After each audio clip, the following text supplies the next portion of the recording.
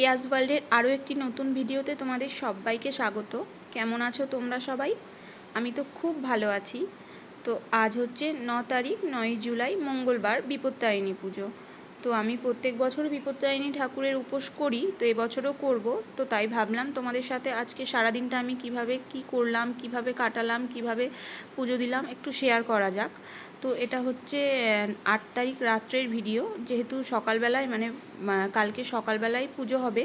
তো সকালবেলা আমি টাইম পাবো না লাল ধাগাগুলো বানানোর, তার জন্য আমি আগের দিন রাত্রেই বাড়ি ফিরে কাজ থেকে বাড়ি ফিরে এটা বানিয়ে নিয়েছিলাম স্নান করে, যেটা আমি প্রত্যেক বছরই তাই করি। আমি সকালবেলা কোনো দিনও বানাই না, আগের দিন রাত্রেই বানিয়ে রাখি। তো আমার হয়ে গেছে এগুলো বানানো।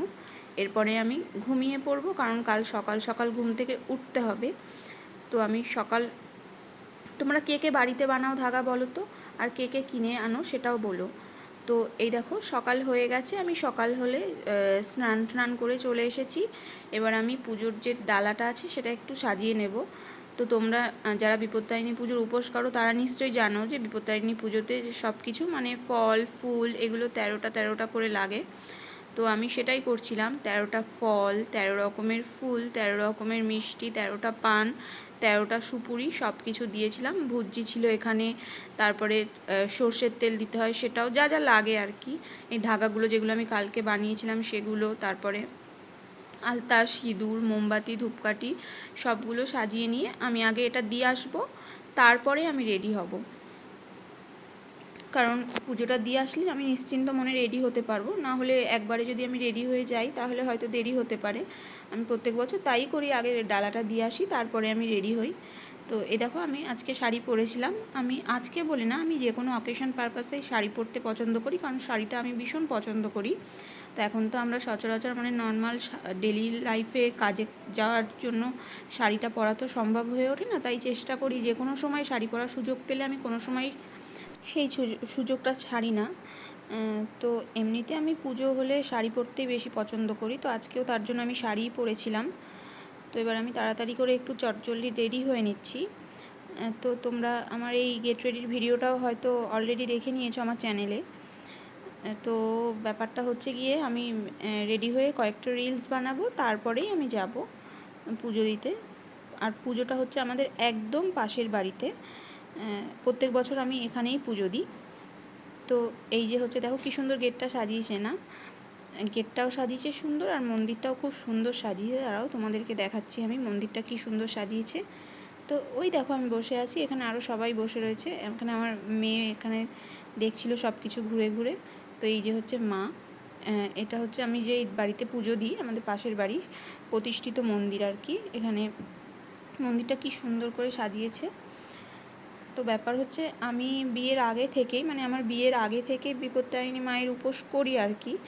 2 বছর বোধহয় করেছিলাম। তারপরে আমার বিয়ের পরে আমার শ্বশুরবাড়িতে নাকি নিয়ম আছে লক্ষ্মী পুজো ছাড়া আর কোনো পুজোরই উপোস করতে নেই। তো আমি তার জন্য পুরো ছেড়ে দিয়েছিলাম। তো এখন আবার আমি 2017 সাল থেকে প্রত্যেক বছরই চেষ্টা করি পুজোটা দেওয়ার, এবং এখনও পর্যন্ত দিতে পেরেছি মায়ের ইচ্ছে। আশা করি ভবিষ্যতেও পারবো, মা যদি চায় আমার হাতে পুজো নিতে অবশ্যই পারবো। তো এখানে সবাই বসে মন দিয়ে পুজো দেখছে। আর এই দেখো পুরো মন্দিরটা, এত সামনে আমি যেতে পারছিলাম না, সবাই বসেছিল, ওই জন্য আমি পিছনের থেকেই তোমাদের জন্য একটুখানি ভিডিওটা নিয়ে নিয়েছি। দেখো মন্দিরটা খুব সুন্দর করে সাজিয়েছে, আর মায়ের পিছনে দেখো স্বস্তিক চিহ্নটা যে করেছে ফুল দিয়ে, ওটা অসাধারণ লাগছে দেখতে।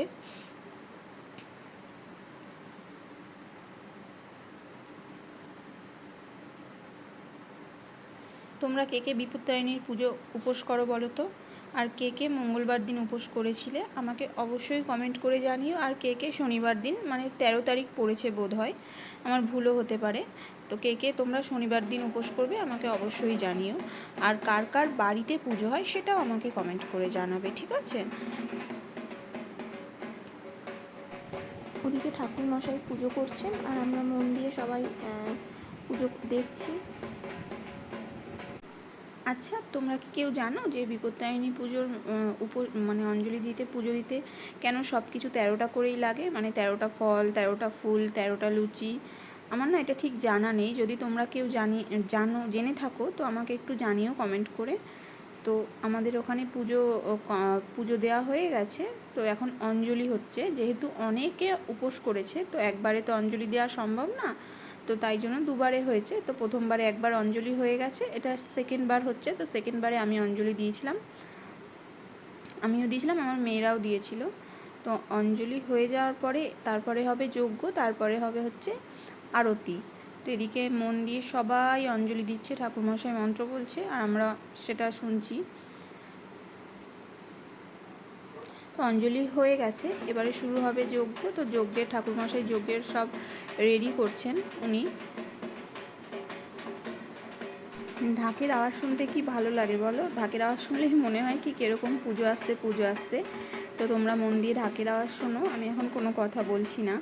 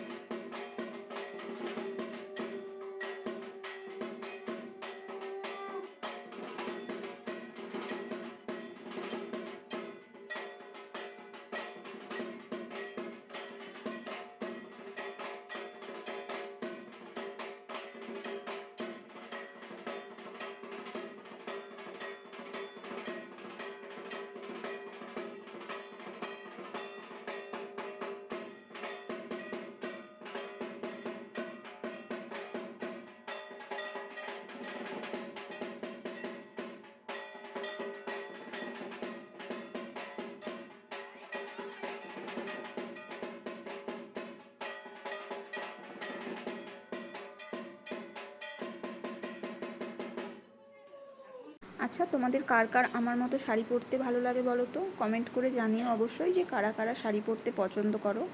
আর আমার এই ভিডিওগুলো যদি তোমাদের ভালো লেগে থাকে অবশ্যই আমার চ্যানেলটা সাবস্ক্রাইব করে দিও, আর পাশে থাকা বেল আইকনটি প্রেস করে দিও, তাহলে আমার চ্যানেলে কোনো ভিডিও আপলোড করলে তোমার কাছে সবার আগে নোটিফিকেশান যাবে। তো যেটা বলছিলাম সেটা হচ্ছে গিয়ে, তোমরা কিন্তু যদি জেনে থাকো যে এই যে 13টা ফল 13টা ফুল কেন দেয়, তাহলে আমাকে একটু জানিও। এটা আমি জানি না, জানি ইউটিউব দেখলে আমি অবশ্যই পেয়ে যাব, কিন্তু তোমরা জেনে থাকলে জানিও, তাতে আমার ভালো লাগবে। যজ্ঞ দেখতে কত ভালো লাগে বলো, মনটা কেমন শান্তি লাগে। শুধু যজ্ঞ না, তুমি যে কোনো মন্দিরে গিয়ে বসলেও দেখবে মনটা অনেক শান্ত হয়ে যায়, বা যে কোনো পুজো দেখলেও মনটা অনেক শান্ত হয়ে যায়। তো সবসময় হয়তো মন্দিরে যাওয়া আমাদের পক্ষে সম্ভব হয়ে ওঠে না, বিশেষ করে আমি কি বলো তো, ঠাকুর তো বিশ্বাস করি, কিন্তু সেইভাবে যে সবসময় মন্দিরে গিয়ে বা ঠাকুরের কাছে পড়ে থাকবো সেরকম করি না। আমার মন থেকে যেটুকু মনে হয় যে এইটুকু করলে ভালো হবে সেটুকুই আমি করি। এরকম নয় যে কেউ বললো বলে আমাকে পুজোর উপোস করতে হবে, বা কেউ বলছে বলে আমাকে পুজো দিতে হবে, এরকম কোনো ব্যাপার নেই। আমার যেই ঠাকুরকে পুজো দিতে ইচ্ছা হয় আমি সেই ঠাকুরকেই পুজো দিই। তো আমার মা, আমি যখন প্রথম পুজো দেওয়া শুরু করেছিলাম, আমার মা আমাকে বলেছিল অনেক নিয়ম পারবি তো, মানে মা যেটা ভয় পাচ্ছিল স্বাভাবিক, কিন্তু আমি বলেছিলাম হ্যাঁ পারবো। তো কোনো কারণে হয়তো পুজোটা আমার বন্ধ হয়ে গেছিলো কয়েক বছরের জন্য, কিন্তু অসুবিধে নেই, আবার শুরু হয়ে গেছে, আশা করি আর বন্ধ হবে না। মা যদি না চায় তাহলে আর বন্ধ হবে না। তো যজ্ঞ আমাদের এদিকে হয়ে গেছে, এবার হচ্ছে যজ্ঞের আগুনটা নেভানো হচ্ছে, এরপরে হচ্ছে আরতি শুরু হবে।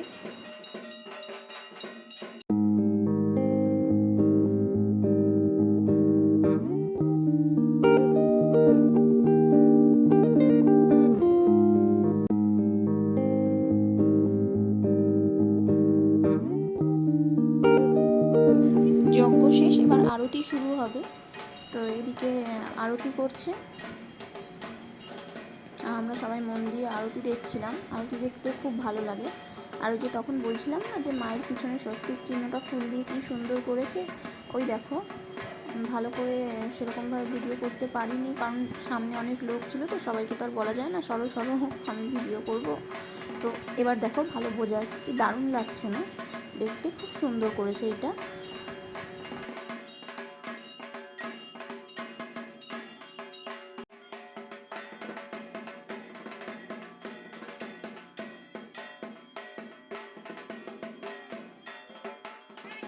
সবাই এদিকে আরতি নিচ্ছে। আমাদের হিন্দু ধর্মে কত নিয়মগুলো কত সুন্দর বলো, দেখতেও কত ভালো লাগে সব কিছু, আর নিয়মগুলোও কত সুন্দর। কিছু কিছু নিয়ম আছে হয়তো যেগুলো আমি পার্সোনালি ভীষণ অপছন্দ করি, আমার ভালো লাগে না, আমি কোনো লজিক খুঁজে পাই না সেই নিয়মগুলো, কিন্তু বেশিরভাগ নিয়মই খুবই সুন্দর।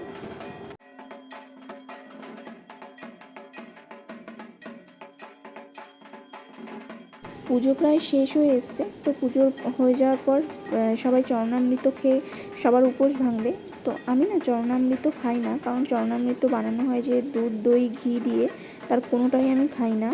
কোনোটা খাই না বলতে কি, ছোঁয়াও আমি খাই না। তো সেই কারণেই চরণামৃতটা আমি খাই না। অনেকেই বলবে চরণামৃত না খেলে উপোস ভাঙবে না। তো দেখো, ভক্তি শ্রদ্ধা সবই যার যার মনে, যেটা খেয়ে আমি শরীর খারাপ করবে সেটা খাওয়ার তো কোনো মানেই হয় না। তো পুজো শেষ হয়ে গেছে, এবার কিছুক্ষণ পর আমরা খেতে চলে গেছিলাম। তো ওই বাড়িতেই খাওয়া দাওয়া হয় প্রত্যেক বছর, ওরাই যারা উপোস করে তাদেরকে খাওয়ায় 13টা লুচি 13 রকমের সবজি, যেটা নিয়ম আর কি। 13টা লুচি কি আর খাওয়া যায় বলো, ছোট লুচি যদিও, তবুও এবার লুচিগুলো একটু বড় করে ফেলেছিল। আমি আর কোনো মতেই অনেক কষ্টে 10টা লুচি খাওয়ার পরে আমার পক্ষে আর খাওয়া সম্ভব হয়নি, তো আমি সব কটা থেকে একটু একটু খেয়ে নিয়েছিলাম। তারপর আমি বাড়ি চলে যাচ্ছি। তো এবার হচ্ছে আমি ঘুম থেকে উঠেছি, দেখো সবাই বলে একবারই নাকি খেতে হয়, এটাও আমি বলবো যার যার শরীরের ব্যাপার। তো আমার শরীর এমনি প্রেশারের প্রবলেম, আমার পক্ষে রাত্রে না খেলে আমার শরীর খারাপ হবে। তো তার জন্য রাত্রিবেলা আমি সাবু মেখে নিয়েছিলাম। তো এবার আমি সাবু মাখাটা খেয়ে ঘুমিয়ে পড়বো, কারণ সাবু মাখাটা আমি যদি কিছুই না খেতাম তাহলে না আমার শরীরটা আরও খারাপ হয়ে যেত। তো তোমরা অবশ্যই জানিও তোমাদের আজকের ভিডিওটা কেমন লাগলো। তোমাদের সাথে দেখা হচ্ছে নতুন কোনো ভিডিওতে, ততক্ষণ জন্য সবাই ভালো থেকো, সুস্থ থেকো।